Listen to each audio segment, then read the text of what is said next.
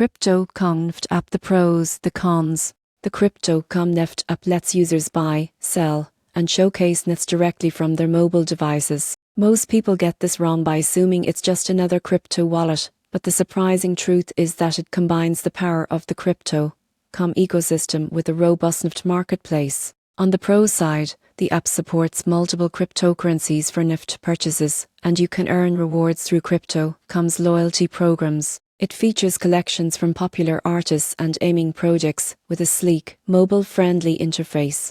Users benefit from fast transactions, secure wallet integration, and easy fiat-to-crypto options. The app also includes trending collections and discovery tools to help you find new NFTs quickly.